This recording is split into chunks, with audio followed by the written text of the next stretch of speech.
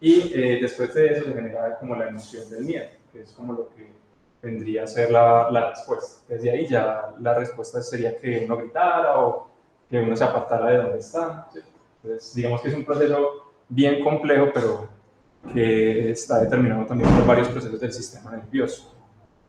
Digamos que la definición más etimológica es moverse desde, o sea que las emociones es lo que nos da impulso, lo que nos motiva a hacer algo, ¿cierto? Y la forma de estudiarlas, digamos que ha cambiado a lo largo de la historia. Al principio, ya desde los tiempos de Platón y digamos que todos estos estudiosos de la antigua Grecia, vemos que incluso desde esos tiempos ya se hablaba de las emociones y el papel que cumplían en nuestras vidas.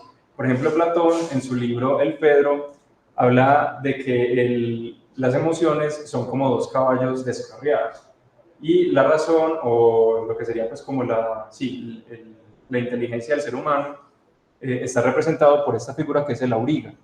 El auriga es básicamente como el que arrea o arreaba los caballos en la antigua Grecia. Entonces, Platón decía que las emociones son importantes en nuestra vida, que son justamente eso que nos impulsa, pero que no pueden ir descarriadas porque si no nos podemos perjudicar a nosotros mismos. Entonces necesitamos tener muy buen razonamiento, un auriga muy fuerte para poder domar esas emociones y que nos ayuden a impulsarnos en vez de hacernos un daño.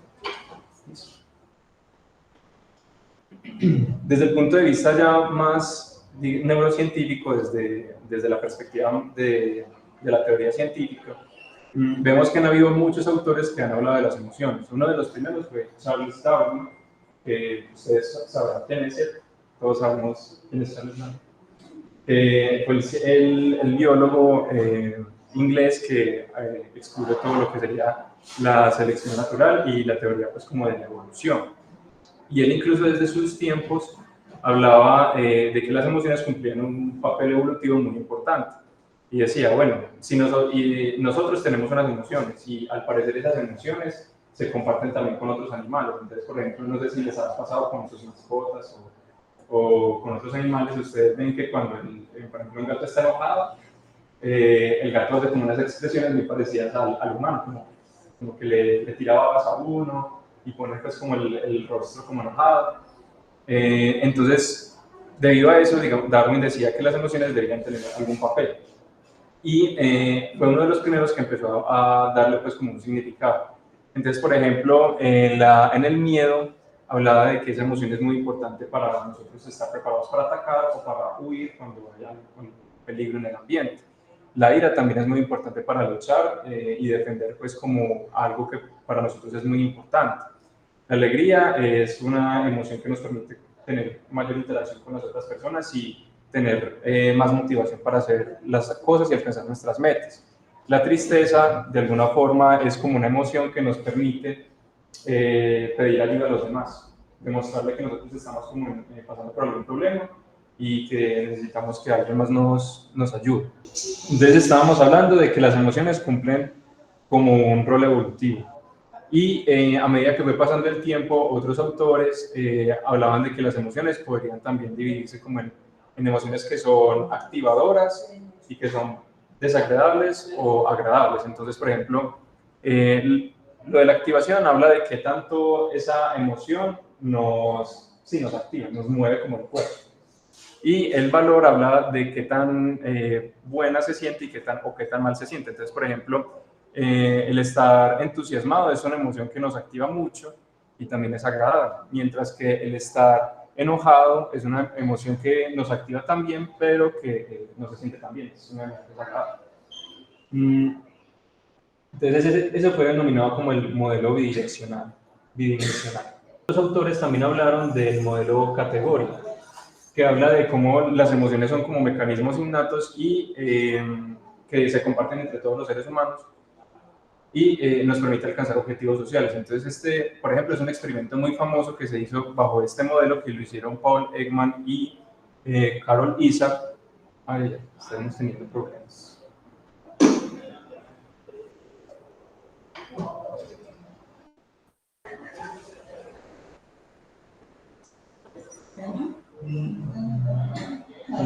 Todavía nos siguen escuchando, ¿cierto? Sí, señor, se está escuchando. Listo. Entonces, en este modelo hablaban de que las emociones también se podían clasificar de acuerdo a si son buenas o malas. Y sí, se hizo un experimento muy famoso en el cual en distintas poblaciones de seres humanos se mostraban estas mismas caras y se demostró que todos los humanos podemos reconocer la emoción de las diferentes caras. Entonces, por ejemplo, si ustedes ven esta cara, ¿qué emoción creen que está teniendo esta persona? Sí, como susto, como sorpresa. ¿Esta cuál? Alegría. Alegría. ¿Esta cuál? Como preocupada. Como sí. Sí, o como sí, como preocupada, como medio frustrada, enojada. ¿Esta? Como de duda. Como de asco, como que no le gustó algo. Como de reflexión. Cierto, entonces sí. Bueno, y ahí está como un resumen de todos los autores que trabajaron como el tema de las emociones, más que todo en el siglo XX. Y vemos que casi todos hablaban de esa misma categorización de las emociones. Entonces, por ejemplo, casi todos mencionaban la alegría como una emoción que se preserva en todas las personas y en algunos animales, la tristeza, el asco, el miedo, la ira, entre otros. Y, bueno, y aquí estaba el ejemplo de la película Intensamente, que si no se la han visto, pues les recomendamos que se la vean, porque habla de forma muy interesante de cómo las emociones pues impactan en nuestro día a día y cómo todas pueden llegar a ser muy importantes, ¿cierto? Bueno, y ahora respondiendo a la pregunta que hacía Fabiola que se nos fue, y los sentimientos. Entonces, ¿qué serán los sentimientos? Si ya sabemos qué son las emociones, ¿qué serán los sentimientos? Bueno. Debe sentir, ¿no? Es como que lo que se genera pues, en el interior. Por ejemplo, a raíz de una emoción, uno puede decir que se puede provocar un sentimiento. Ajá, muy bien, sí, sí. ¿Cómo lo manifiesta el cuerpo? La emoción. Es una pregunta, ¿o es? No. Yo de pronto eso, o sea, ¿cómo el cuerpo hace, cómo manifiesta la emoción que siente? ¿Cómo se hace tangible eso? Puede ser una forma, sí. Bueno, como está diciendo Andrea, digamos que los sentimientos pueden, o mejor dicho, los sentimientos surgen normalmente de una emoción. Entonces tenemos acá la clasificación de las emociones. Digamos que tenemos unas emociones primarias, que son esas que les comenté que se preservan en todos los seres humanos y en todos los animales.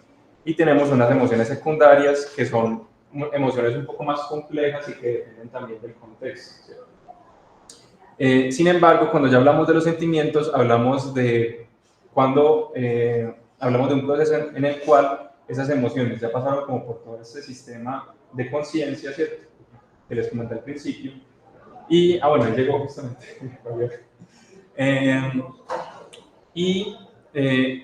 Ya esa emoción empieza a quedarse dentro del sistema nervioso de nosotros o dentro de nuestro pensamiento como un estímulo persistente.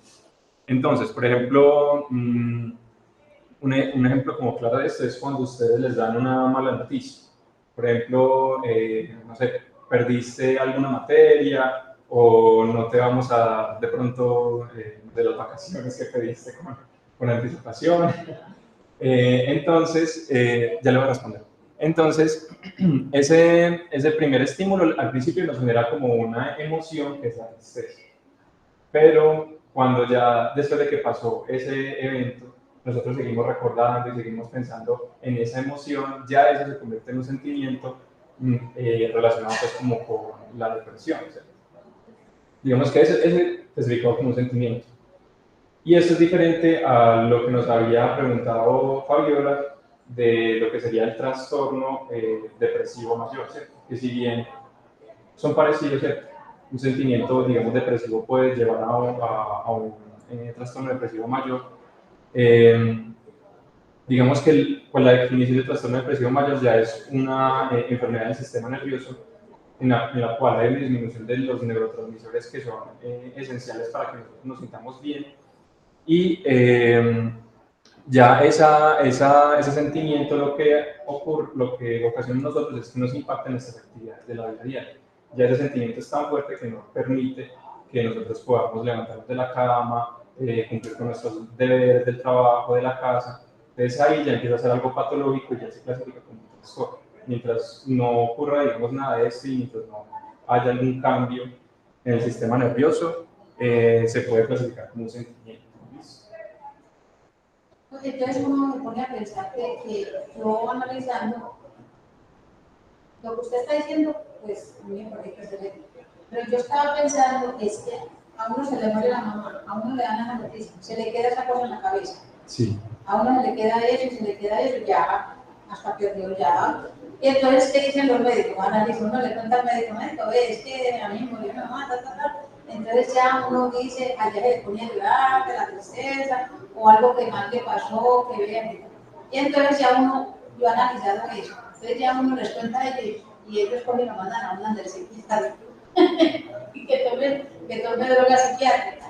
Entonces a mí me parece que es como horrible, pues no hay otro remedio para que no lo manden a tomar droga psiquiátrica, y eso le hace daño para los riñones y para todas las cosas.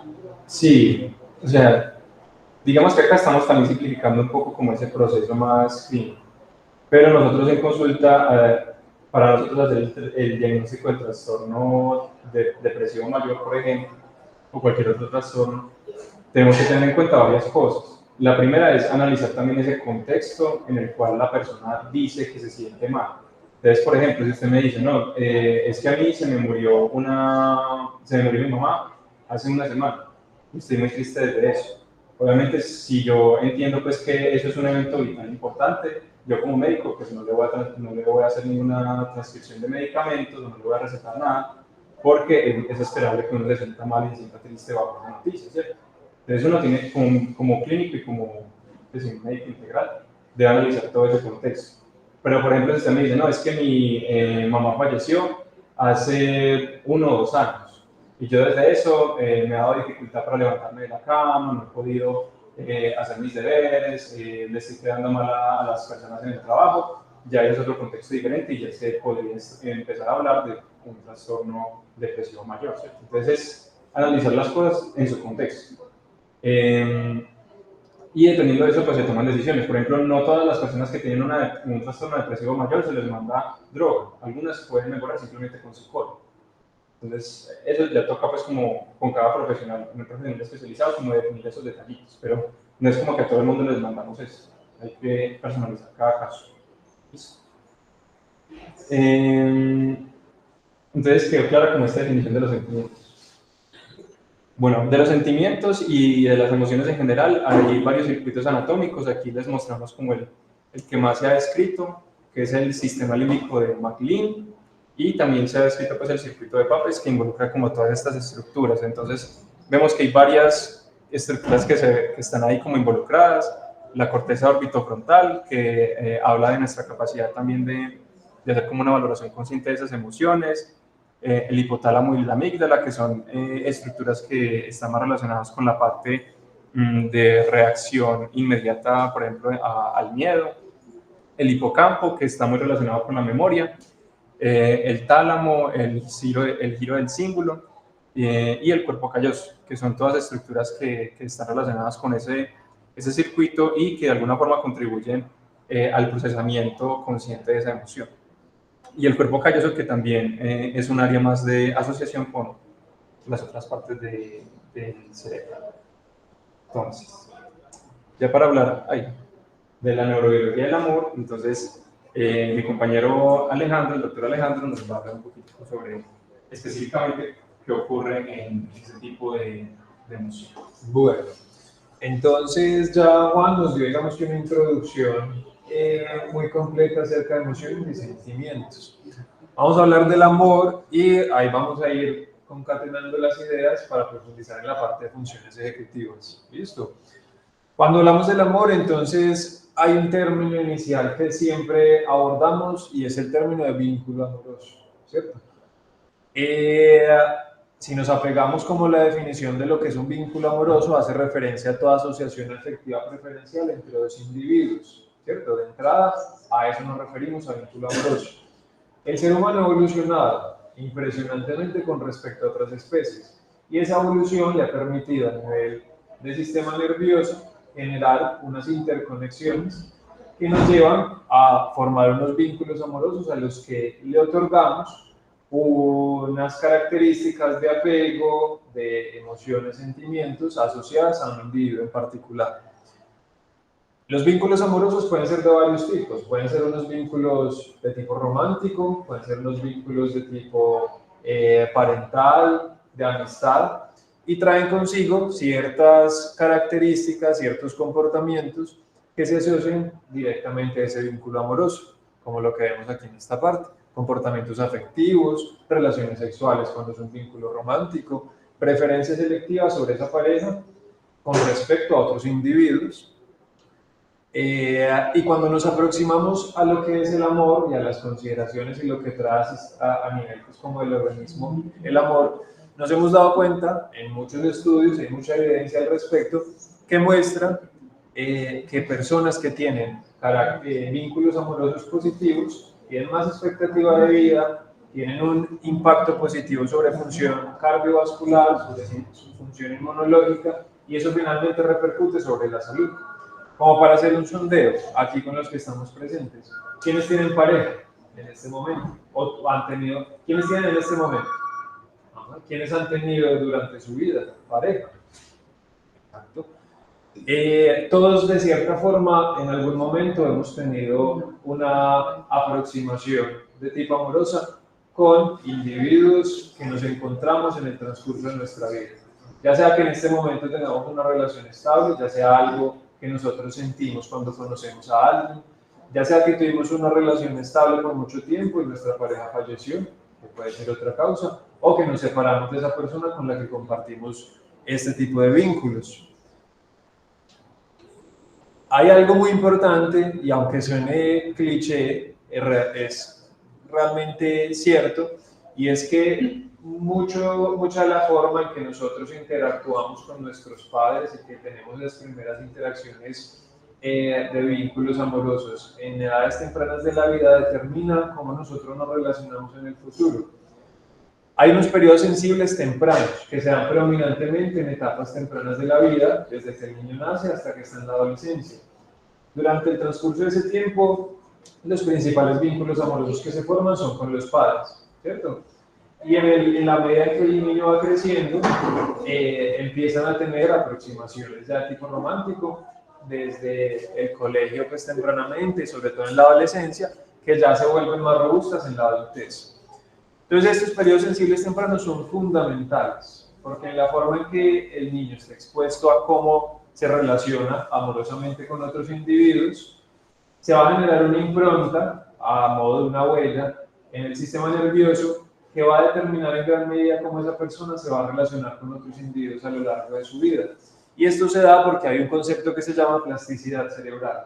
Cuando nos referimos a plasticidad cerebral, estamos haciendo referencia a toda serie de cambios funcionales y estructurales que ocurren, en este caso, en el sistema nervioso central, que están dados, en este caso, por ese vínculo amoroso que yo formo con alguien más. Es decir, el cerebro realmente está cambiando morfológicamente, estructuralmente y funcionalmente las conexiones entre neuronas y diferentes células cuando yo tengo una vinculación amorosa con otra persona, ya sea una vinculación amorosa romántica, con un padre, con un amigo, ¿cierto?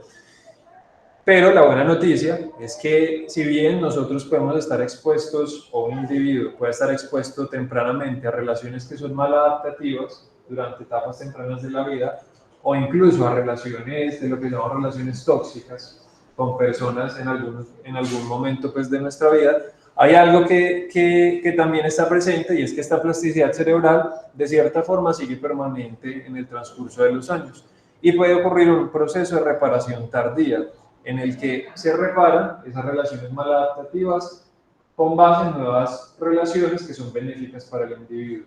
Entonces no quiere decir que una persona por el hecho de haber estado expuesta a una relación compleja o estresora desde el punto de vista amoroso tempranamente en su vida, va a estar, digamos que, condenada por el resto de su vida a tener relaciones de ese tipo. Pero sí es un determinante muy importante.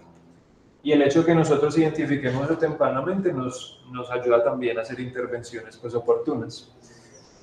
Hay una regla neurobiológica simple, y es algo muy relacionado a lo que les venía comentando ahorita, y es que el ser humano ha evolucionado a un nivel tan extraordinario que incluso ahorita desde la ciencia no podemos explicar muchas cosas que ocurren en el sistema nervioso, que la forma en que el ser humano realiza sus vínculos amorosos con individuos de la misma especie, incluso con mascotas, con individuos de otras especies, nos lleva a identificar una cosa importante, y es que hay una diferencia en la forma en que el ser humano se vincula amorosamente a como lo hacen otras especies.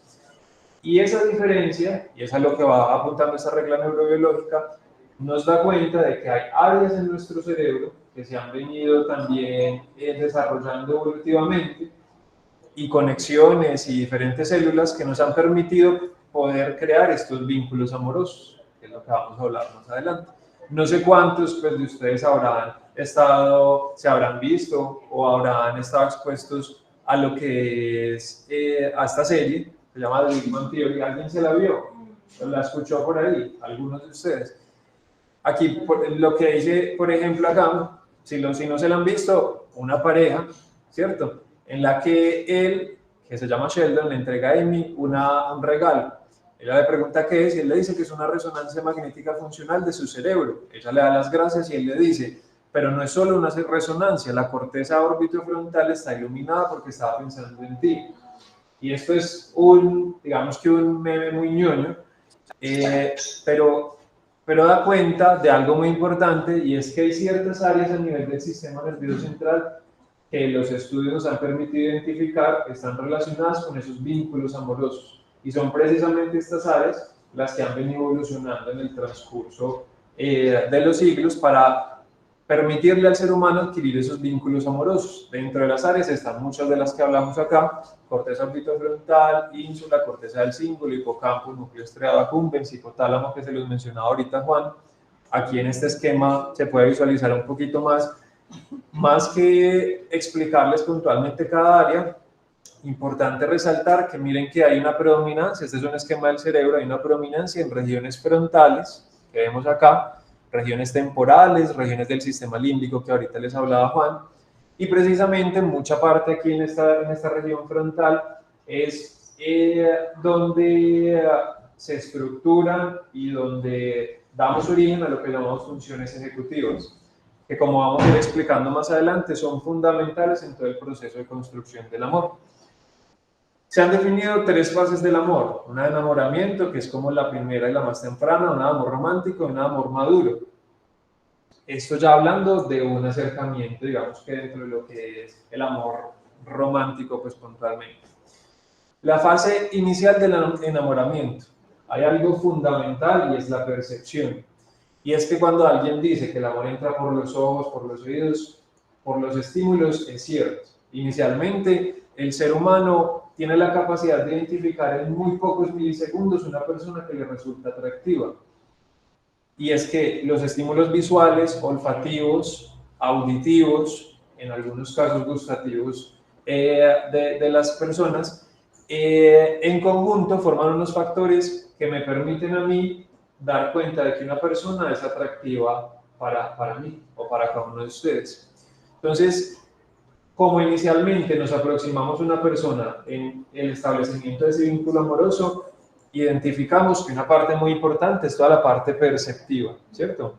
El hecho de que una persona utilice una loción, el hecho de que una persona se vista de determinada forma, el hecho de que un rostro para una persona sea más atractivo que lo que es para otra persona, va, digamos, que dando cuenta de un proceso de estructuramiento a nivel de redes neuronales que llevan a que esas personas, esas características, tengan una particularidad, preferencia para unos con respecto a otros.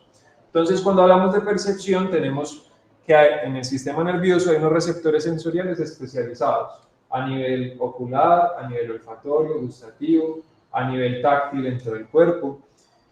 Esa información es percibida como un estímulo. El hecho de que, por ejemplo, yo vea el rostro de una persona, yo la veo visualmente, eso entra a unas estaciones de procesamiento en el sistema nervioso central en la que se identifican características de esos estímulos, y luego pasan unas cortezas de asociación que me llevan a relacionar esta información con diferentes regiones del sistema nervioso.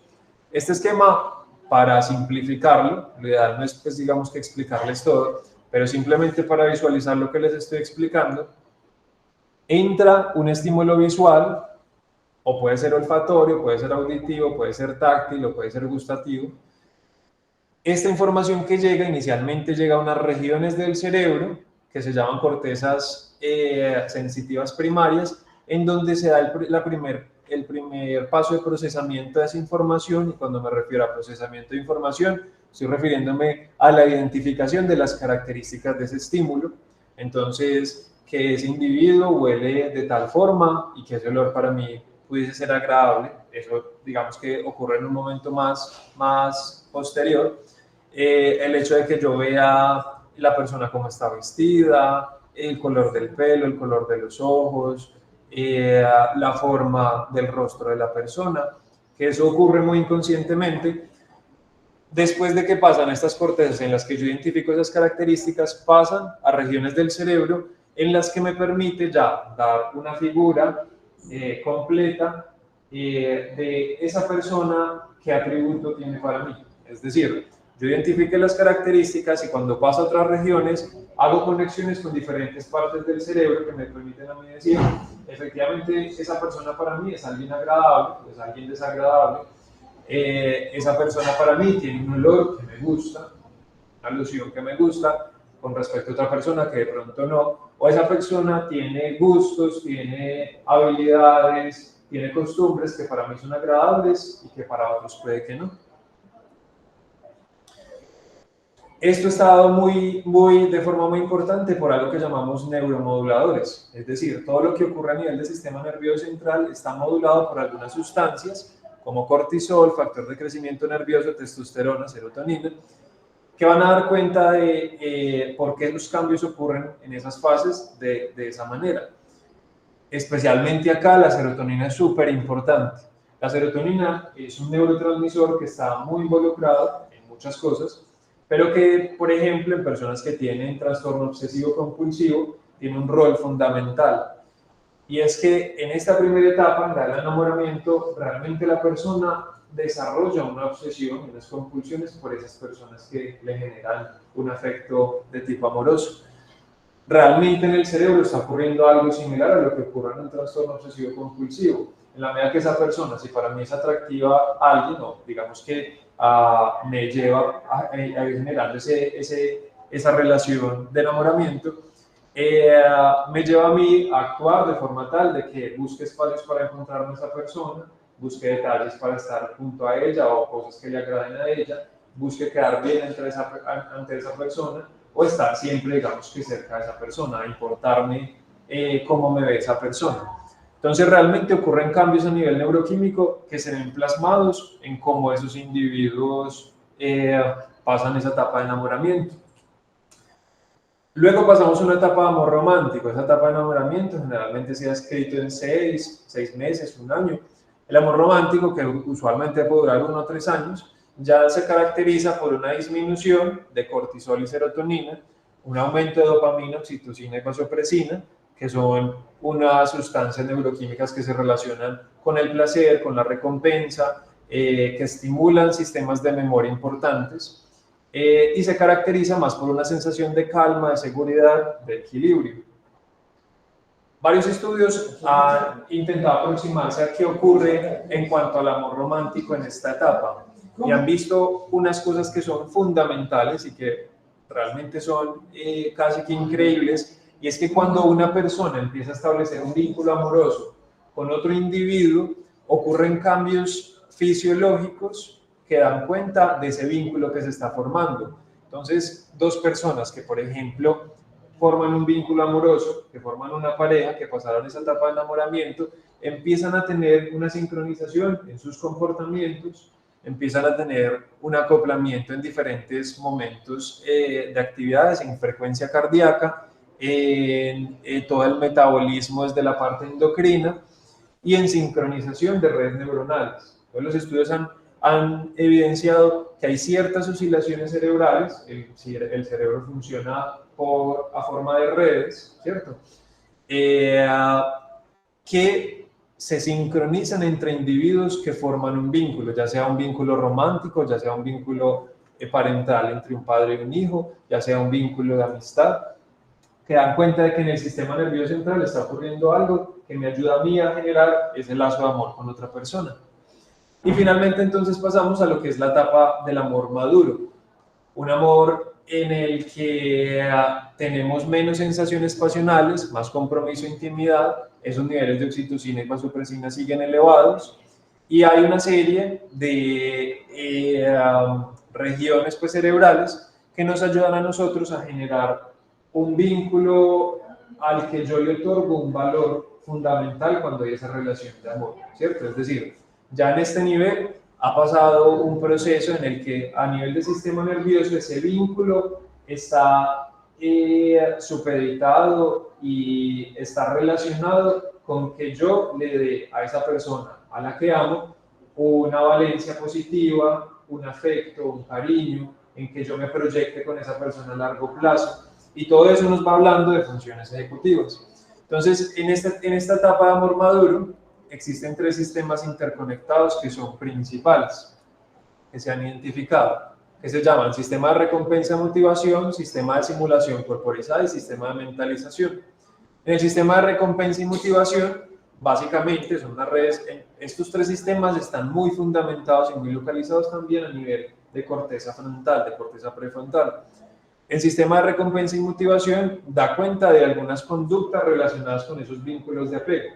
Es decir, si usted identificó con esa persona con la que estableció un vínculo amoroso, identifica qué le gusta, qué no le gusta, qué para esa persona es importante y qué no. Y en ese sentido, usted en su día a día y en la proyección que tiene al futuro, hace cosas que vayan en línea con eso que es importante para la relación y mantenimiento de ese vínculo. Un sistema de simulación corporizada en la que se recrea el estado del otro en mí mismo, es decir, ocurre un nivel de empatía tan grande que la persona es capaz de sentir lo que la otra persona siente o de, digamos que, introyectar en su mismo ser lo que la otra persona le está pasando, ¿cierto? Y un sistema de mentalización en el que ya se atribuyen creencias, pensamientos e intenciones a esa unión, a ese vínculo que se está generando. Es decir, a ese vínculo que yo generé con mi pareja, yo le estoy atribuyendo un proyecto de vida, le estoy atribuyendo una serie de acciones y de comportamientos que van vinculados a formar y mantener fuerte ese vínculo amoroso. El hecho de que yo planifique cómo me proyecto con esa persona a largo plazo, cómo envejezco con esa persona, me está hablando de algunas funciones ejecutivas que me van a permitir dar cuenta pues, de eso. Entonces, les hemos mencionado un montón de función ejecutiva. Vamos a hablar entonces ya puntualmente de lo que es la función ejecutiva para intentar sentar un poco más las bases en cuanto a esto. Entonces, me va a permitir leer esta definición. Para los que no la sabían, función ejecutiva son habilidades cognitivas que nos ayudan al razonamiento, planificación, resolución de problemas y gestión de la propia vida. Y miren que esto es algo súper importante en cada una de esas etapas del amor. El hecho de que yo planifique cómo me proyecto con esa persona a largo plazo, el hecho de que yo forme un plan y un esquema mental de cómo me aproximo a una persona que me interesa o que es atractiva para mí, y el hecho de que yo haga acciones que vayan encaminadas a que ese vínculo entre 2 personas perdure por largo tiempo, me está hablando de funciones ejecutivas. Las áreas del cerebro que sustentan estas habilidades están interconectadas con actividades de muchas áreas cerebrales diferentes y se ven influidas por ellas, algunas de las cuales están asociadas con la emoción y el estrés. Entonces, cuando ya se ha formado un vínculo amoroso, que es lo primero que les mencionaba, que está directamente relacionado con el amor, las interconexiones en diferentes áreas del sistema nervioso son múltiples. Y eso nos lleva a explicar por qué está relacionado con un montón de cosas que les vamos a presentar ahorita en cuanto a esos ejercicios de entrenamiento y estimulación de funciones ejecutivas. Este es otro ejemplo más. Rostros atractivos de las personas amadas desactivan regiones en corteza frontal y amígdala, ¿cierto? Entonces lo que ustedes están viendo aquí coloreadito son regiones que usualmente tienden a desactivarse y que están relacionadas con el juicio que yo otorgo sobre ciertas cosas. Entonces, cuando tenemos personas amadas y nosotros vemos a alguien que nos atrae románticamente o una persona con la que yo ya tengo un vínculo amoroso de muchos años, y la visualizo, estas regiones que me permiten a mí juzgar sobre X o Y cosas se desactivan. Es por esto que cuando uno está enamorado de alguien, uno a esa persona tiende a pasar por alto cosas que otras personas sí las ven como malas, sí las ven como negativas, que para mí en ese momento no la van a hacer. Esto ocurre predominantemente en etapas tempranas, en esa etapa del enamoramiento, pero digamos que es algo que persiste a lo largo de ese vínculo amoroso en las diferentes etapas de la relación que yo puedo tener con otra persona. Entonces miren lo que dice acá, el juicio hacia la otra persona es menos severo y la aprehensión con la que comúnmente exploramos los rostros en búsqueda de signos disconfortantes se suspende. Realmente, por eso es que muchas veces, y ahorita Juan les mencionaba, hay gente que llama el amor como locura, y no sé si les ha pasado, pero nosotros hemos visto muchos casos en los que es una persona que se enamoró, por ejemplo, una mujer que se está enamorando pues, de un hombre con el que quiere establecer una relación amorosa, y las amigas le dicen que como así, que porque ese hombre, que mire qué es lo que hace, que mire que cómo es, que como usted no se da cuenta. Eso tiene, digamos que una base neurocientífica que nos explica el por qué. Entonces yo tiendo a esa persona amada a verla con un juicio menos severo que con el que veo a personas que no tienen ese vínculo amoroso conmigo. Y bueno, ya digamos que para cerrar esta parte, esa función ejecutiva, las funciones ejecutivas que nos permiten a nosotros planear, proyectarnos a futuro, tener flexibilidad cognitiva y control inhibitorio, está predominantemente localizada en corteza prefrontal. Es una región fundamental para esas funciones ejecutivas, y en pacientes que tienen alteraciones prefrontales, en esa parte frontal del cerebro vemos alteraciones conductuales, alteraciones en la planificación, alteraciones en el comportamiento, que explican el porqué de eso. Pero yo Sí, claro que sí. Pues como comentarles algo, yo conocí a alguien que durante su matrimonio era una persona que no sabía manejar los negocios y tampoco sabía manejar el vínculo amoroso con la compañera, y a los años se dieron cuenta que tenía unos tumores, lo operaron y el cambio fue total. Del cielo a la tierra. Sí. Exacto. Tres ejemplos de eso son, de hecho hay un paciente que pues, fue uno de los más estudiados cuando miraban este rol de la parte frontal, que tuvo un accidente en el que una viga le entró por un ojo y le lesionó toda la parte frontal del cerebro. Ese paciente empezó a tener, sí, vea que ahí lo mencionaron, empezó a tener unos cambios comportamentales y conductuales que le dieron pues como a los científicos y a los médicos una noción de qué era lo que tenía pues un rol importante ese sistema frontal en el cerebro. O por ejemplo, en el contexto de las enfermedades que nosotros abordamos en el grupo de neurociencias, hay una puntualmente que se llama demencia frontotemporal, en el que hay una alteración predominantemente en regiones frontales y temporales, y esa alteración en regiones frontales conlleva a cambios comportamentales, a desinhibición en esos pacientes, a comportamientos impulsivos, a que digan cosas soeces o inapropiadas en contextos en los que normalmente no lo dicen. Entonces miren que va a una capacidad en la planeación, en la proyección, en la organización. Son pacientes que empiezan, por ejemplo, a hacer compras compulsivas o pueden comprar 15 camisetas para cosas que realmente no lo justifican. Sí. Yo le voy a hacer una pregunta a usted y yo creo que, bueno, no sé si se habla de ello, pero uno analiza entonces cómo eran estos muchachos que hoy en día se roban esos alucinógenos, esos muchachos como que no piensan, no reaccionan, van allá en la casa, no tratan mal a la gente. Me parece que esa gente tiene su problema y esa gente ni se ayuda ni se dejan ayudar. venga, yo te voy a llevar a donde saben cómo te organizan la situación. Entonces, ¿ustedes qué dicen a ellos? La gente lo piensa, nos dejan ayudar. Aquí nos preguntan en relación con estas personas que tienen algún tipo de dependencia a sustancias psicoactivas y que llega a cambios comportamentales como los que mencionan acá. Y realmente ocurre también una alteración en circuitos neuronales que están relacionados con esto mismo que llevamos. Las sustancias psicoactivas generalmente tienen un efecto a nivel neuroquímico que afectan cómo esas conexiones están situadas, están organizadas a nivel del sistema nervioso. Y lleva pues clínicamente a la presentación que los pacientes presentan cuando consumen o cuando abusan de estas sustancias. Muy dependiente, obviamente, lo que pasa es que ya empezamos a tener unos factores adicionales, pero hay regiones en el cerebro que nos llevan a generar, como que le dicen al sistema nervioso, que el consumo de sustancias psicoactivas les da algún tipo pues como de placer o recompensa y genera un proceso adictivo que es algo que se le suma, digamos, que a todo este contexto de lo que estamos conversando. Y eso ya pues que a largo plazo eso tenga sus alteraciones y repercusiones a nivel de la vida diaria.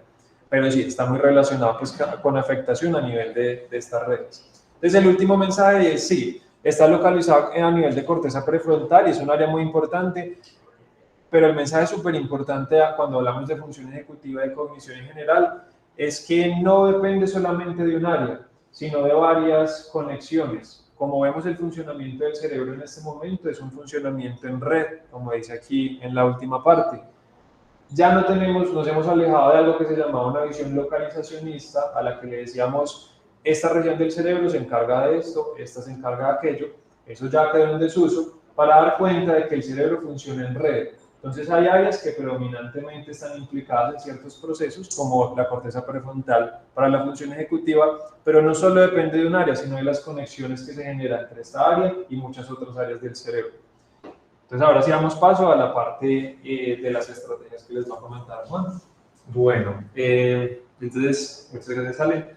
Como Alejandro estaba hablando, como la función ejecutiva es un proceso tan complejo, pues hablar de estrategias y digamos de formas en las que nosotros podamos entrenar esta función en el día a día se vuelve muy complejo. Entonces para nosotros es más sencillo subdividirla como en pequeños, digamos, subtareas o subdominios. Entonces, en la función ejecutiva, digamos que una de sus funciones principales es establecer metas y planeación.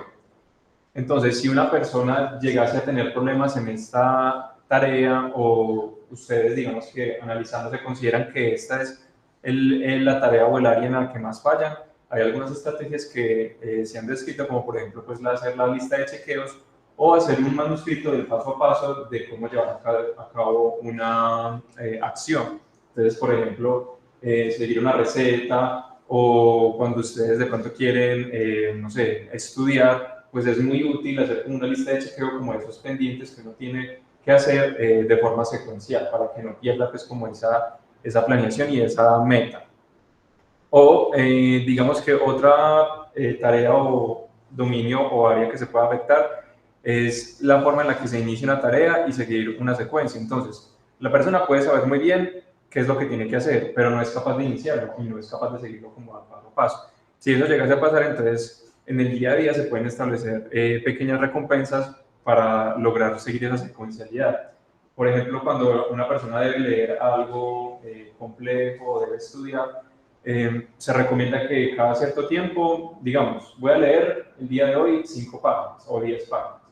Después de que lea 10 páginas, me voy a dar un gustico, me voy a comer una chocolatina o voy a hacer una pausa activa y voy a hacer meditación y eso, digamos, sirve como de pequeña recompensa para que la persona pueda completar esa secuencia de cosas que tiene que hacer en el día. Otra cosa es la simplificación ambiental. Entonces, por ejemplo, si hay algo que, una tarea que es muy compleja, por ejemplo, cocinar y digamos que los implementos están muy guardados en un cajón que requiere, por ejemplo, ir a otro lugar para coger una llave, abrir el cajón, sacar los implementos, pues digamos que eso complica mucho más la secuencia de cosas que la persona tiene que hacer. Entonces, con la simplificación ambiental, pues lo ideal es que la persona tenga como disponible esas cosas que va a utilizar y no le toque complicarse mucho más la vida. O aproximaciones sucesivas. En caso de las personas algunas pues con otros trastornos psiquiátricos o del neurodesarrollo. Si tienes que hacer algo muy complejo, por ejemplo, no sé, hacer alguna presentación para el trabajo, hacer aproximaciones sucesivas, entonces primero abrir la presentación, después darse un descanso, después trabajar en una o dos diapositivas y después darse un descanso, también puede ayudar a que se pueda completar esa tarea. Si hay alteraciones o dificultades en la inhibición y control de impulsos, la simplificación ambiental también ayuda, o tener palabras o sonidos claves que le indiquen a la persona cuándo debe parar ese comportamiento o ese impulso. Si la persona tiene alteraciones en la monitorización y valoración de una situación, que eso se llama el juicio, ya ahí es mucho más complejo y requiere pues de la ayuda de un especialista. En todos los casos pues se requiere de la ayuda de un especialista, pero en este caso mucho más, porque ahí es importante identificar nuevamente como la meta que se quiere lograr con esa actividad, qué es lo que nos está impidiendo lograr la actividad, establecer como diferentes rutas para llegar a lograr esa meta y finalmente tener pues como clara ese paso a paso para que la persona lo pueda ir a hacer en su día a día. Entonces esto es desde un punto de vista mucho más clínico y mucho más aplicado como en la vida diaria. Vemos que es mucho más complejo y no es como tan sencillo como para unas pequeñas pautas. Sin embargo, hay otras herramientas que están, digamos, específicamente relacionadas con diferentes dominios de la función ejecutiva, que son las pruebas psicométricas. Por ejemplo, esta es una muy famosa, no sé si alguno de ustedes la habrá visto, que se llama el test de Stroop. Este test, digamos que nos sirve para evaluar un componente de la función ejecutiva, que es el control inhibitorio. Entonces, el control inhibitorio, digamos que ya hemos hablado mucha teoría, pero en términos más como coloquiales es cuando uno está haciendo algo y el control inhibitorio evita que uno cometa errores. Entonces, por ejemplo, en este test, yo les voy a señalar una palabra y ustedes me van a decir el color de la palabra, más no lo que está escrito. ¿Listo? Acá. Azul. Acá. Verde. Acá. Amarillo. Acá. Rojo. Acá. Azul. Acá. Rojo. Verde. Listo. Muy bien. Entonces, digamos que esta está más sencilla, pero si de pronto, no sé si a ustedes les pasa, que cuando leen la palabra quieren decir lo que está escrito más no el color. Entonces la función ejecutiva nos permite bloquear eso, como vean, si se le están pidiendo otra cosa, se le están pidiendo eso. Entonces, esta es una de las que se utiliza. Exacto. Y quería hacer otra pruebita con ustedes, que es mucho más cortica, que es esta de acá, que es una prueba que mide otro componente de la función ejecutiva, que es la memoria de trabajo, que es un componente muy importante también. Entonces, espérenme, coloquemos esto acá y vamos a hacer un test muy rápido.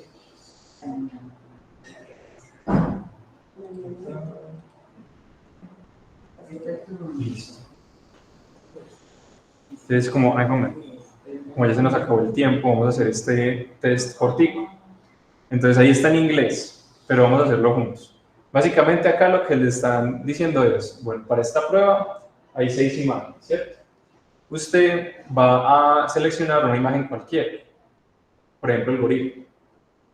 Y una vez que usted la seleccione, cuando la seleccione las imágenes van a cambiar de orden. Entonces, por ejemplo, le damos en el gorila, ¿sí ven? Cambia de orden. Ahora, cuando las imágenes cambian de orden, usted va a escoger otra imagen que no haya seleccionado previamente. Entonces, antes escogimos el gorila, ya podemos escoger cualquier otra que ustedes quieran. Por ejemplo, la muñeca.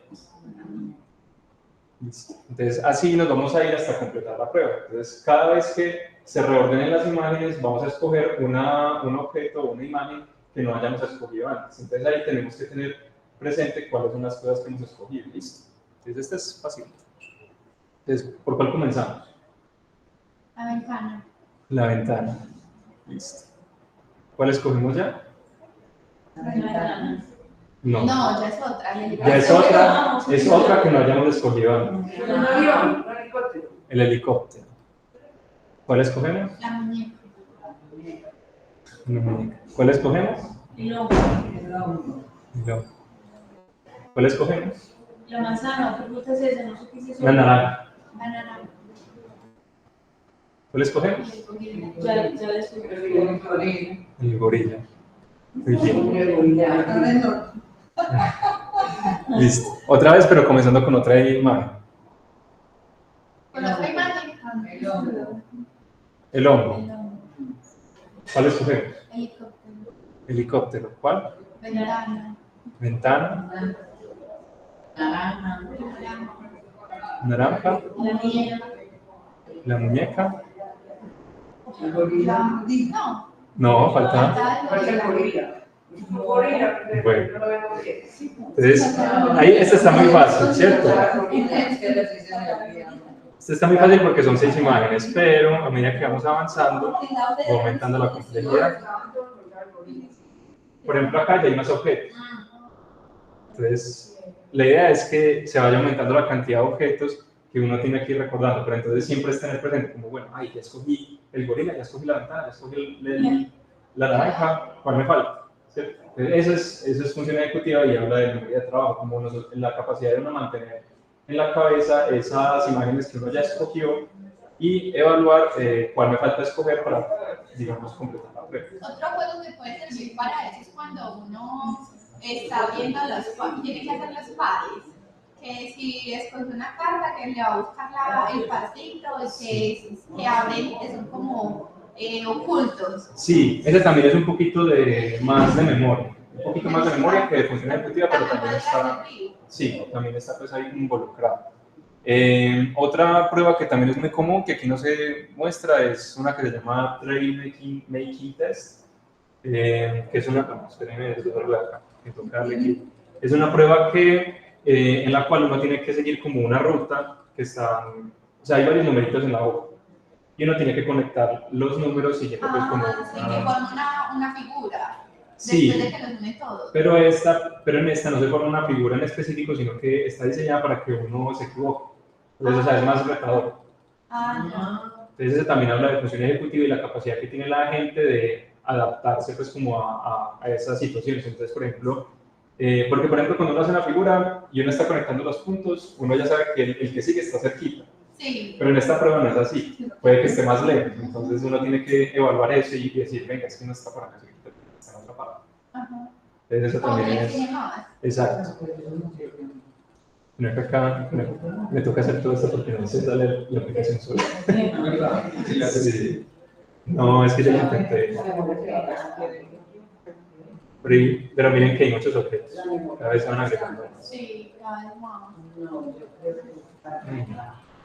Muchas cosas. Está muy chévere. Pero sí, básicamente eso era todo lo que les teníamos para comentar. No sé si tienen alguna duda, específico, algo de lo que quieran hablar. Hay algunas aplicaciones de celular que tienen evidencia en estudios que sirven para hacer, se han utilizado para diferentes motivos, tanto evaluación como rehabilitación cognitiva, pero sirven en el día a día para uno estimular, pues digamos que la parte cognitiva y funciones ejecutivas. Se llaman Lumosity y Cognitive. Si les interesa, la pueden buscar y les aparece pues, tanto en Apple como en Android. ¿Cómo se llama? Lumosity y Cognitive. Vean, estos son los resultados. Esta fue la primera que hicimos y nos fue bien, no nos equivocamos. Ya. Listo. Y sí, eso es.